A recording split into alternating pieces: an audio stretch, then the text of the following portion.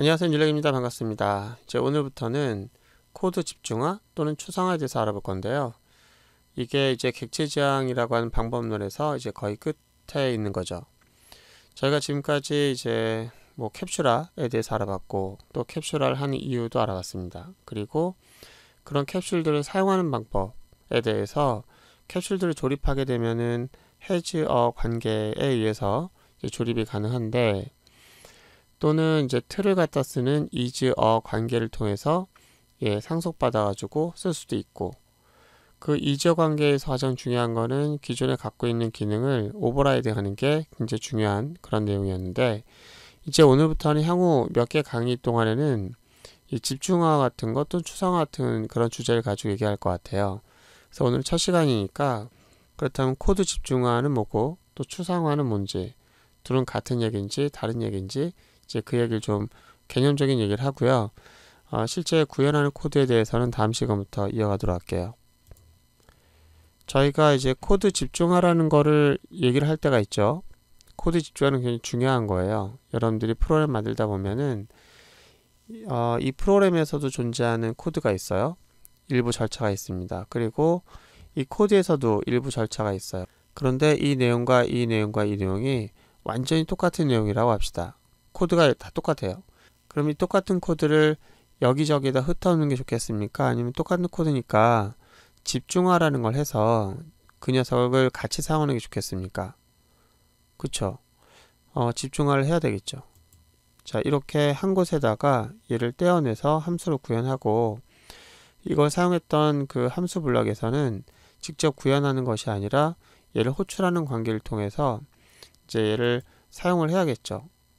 자, 이때 이제 많은 사람들이 잘못 알고 있는 건 뭐냐면, 지금 제가 한 거는 재사용이 아니라 집중화예요. 집중화.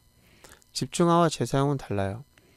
여기서 얘는 이제 필요에 의해서 한 곳에 코드를 모아놓은 거고, 얘와 얘와 얘는 다 같이 만들어지고 있는 상황입니다.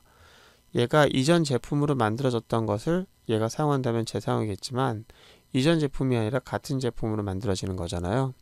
뭐 어쨌든 집중을 하게 되면은 이쪽에서는 걔를 사용하고 다 사용하죠. 자, 이 상황에서 제가 코드를 수정한다고 할 경우에 얘만 수정하면은 이 수정으로 인해서 여기가 같이 달라질 거예요. 그죠? 그래서 우리는 프로그램 만들면서 항상 그런 얘기를 해요. 코드는 처음 만들 때는 복사 붙여넣기로 만듭니다. 일단은 돌아가는 게 중요하니까. 그리고 나서는 정제화를 해야 되겠죠. 그래서 집중화도 하고 구조화도 하고 안 됐던 내용이라면 캡슐화도 해야 되고, 그렇게 해서 방 정리를 하듯이 잘 정리를 해야 되겠죠.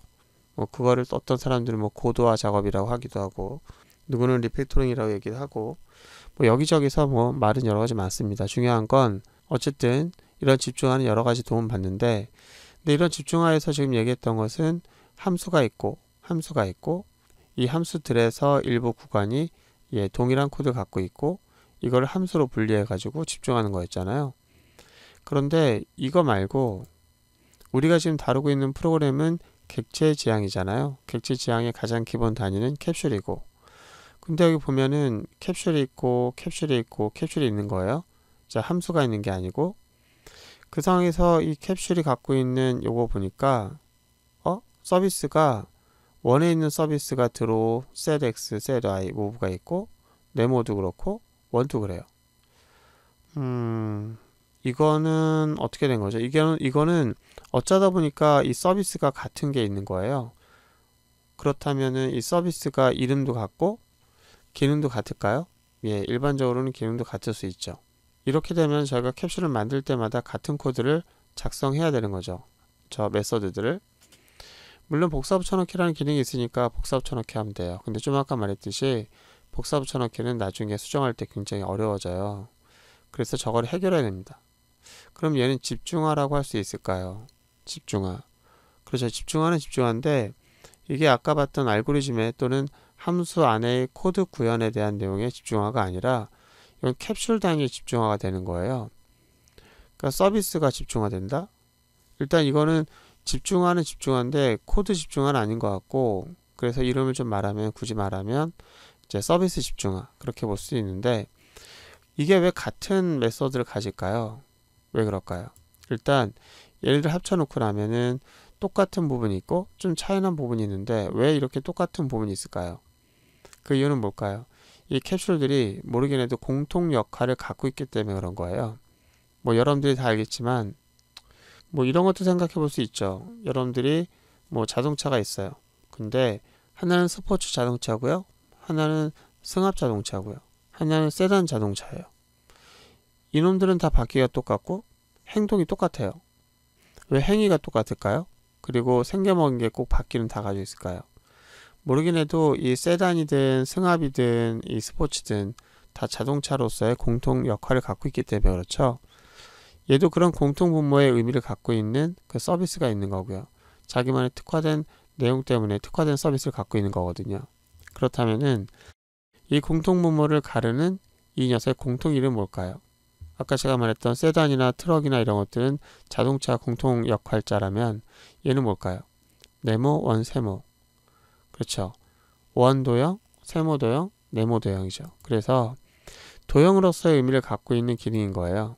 그렇다면은 저희는 이걸 어떻게 집중할 것이냐면은 서비스 집중하는 가능해요. 이 캡슐들이 갖고 있는 서비스의 공통 이름을 찾아내고 그 공통 이름으로서의 서비스들을 그 공통 부모의 클래스에다가 갖다 놓으면 저희가 집중화가 가능합니다. 그게 어떻게 가능하냐면 우리는 이지어 상속이라는 것을 할 수 있거든요. 그래서 한 곳에다가 공통 서비스들을 몰아놓고 그거를 이지어 상속 받게 되면은 여기서 그 코드를 또는 그 서비스를 또는 그 메서드를 구현할 필요가 없게 됩니다. 왜?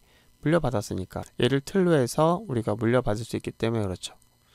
자, 우리는 이제 캡슐이라는 녀석의 그 서비스 단위에 해당되는 그런 녀석을 집중할 필요가 있다면은 이렇게 하는 거예요. 그리고 뒤에서 얘기하겠지만 인터페이스 배울 때 이것도 함수고 이것도 함수고 이것도 함수잖아요. 결국은 그 안에서의 만약 공통 분모가 있다면 또 어떻게 할까요?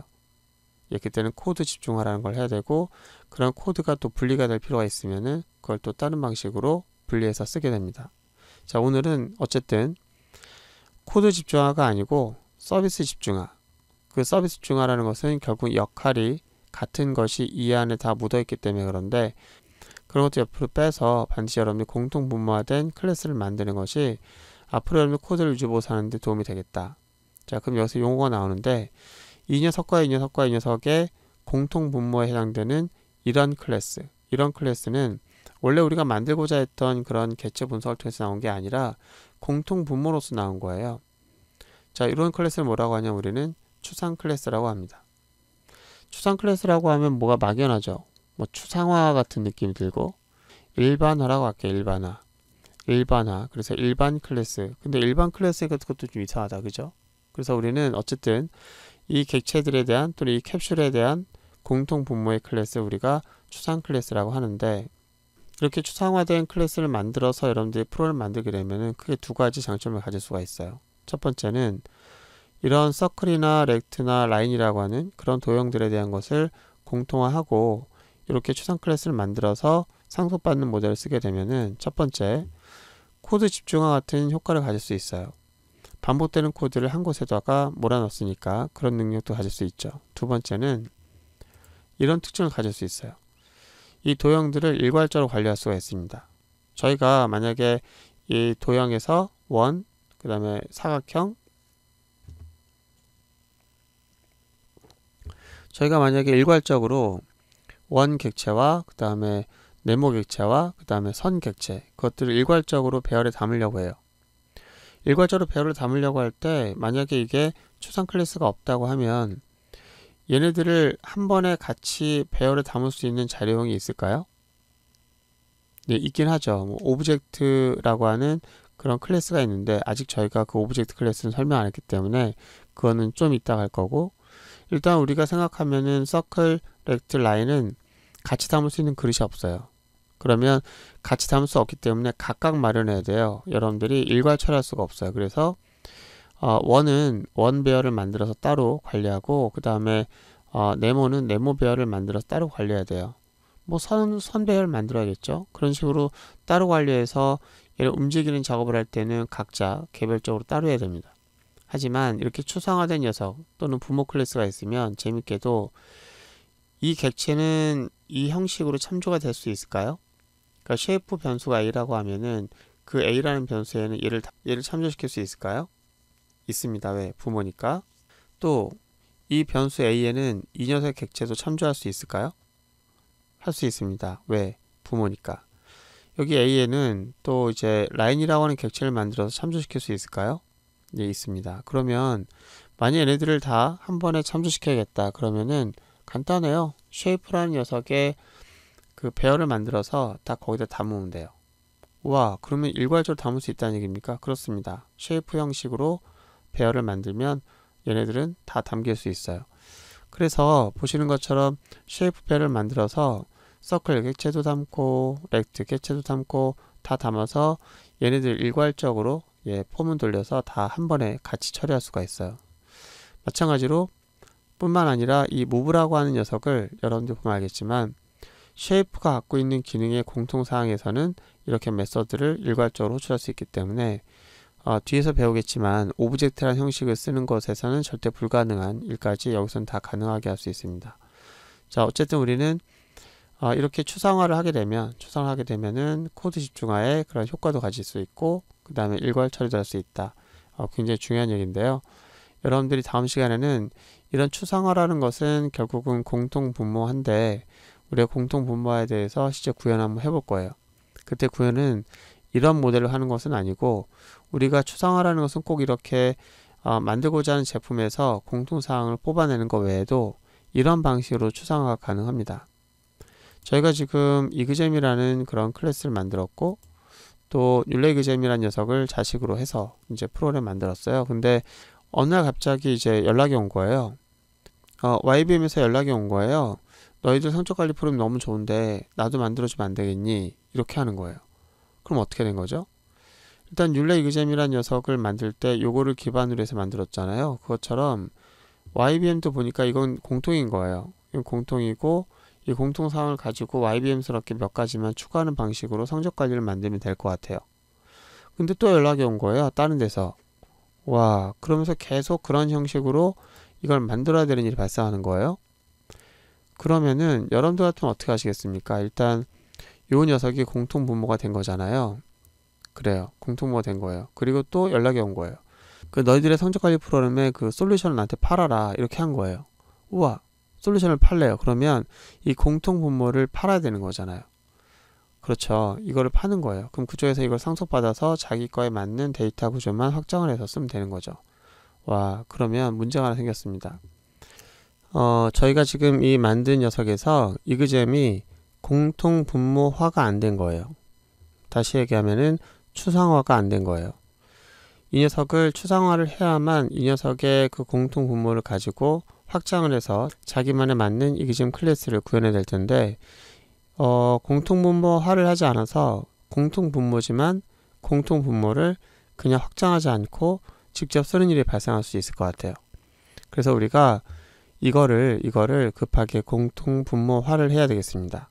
갑자기 공통분모화를 얘기하니까 뭐가 뭔지 모르겠죠. 예, 그게 바로 저희가 다음 시간에 알아볼 내용인데 일단 오늘 설명할 내용은 그렇습니다. 클래스들은 공통분모가 있다.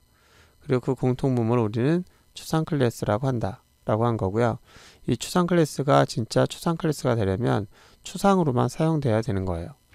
그 추상으로만 사용될 수 있게 하는 작업이 공통분모화입니다. 그게 바로 추상화예요. 그래서 우리가 다음 시간에는 이그잼이라는 녀석 현재로서는 추상화가 안 되어 있는데 그걸 추상화하는 작업을 코드로서 만져보면서 그 의미를 알아보도록 할게요.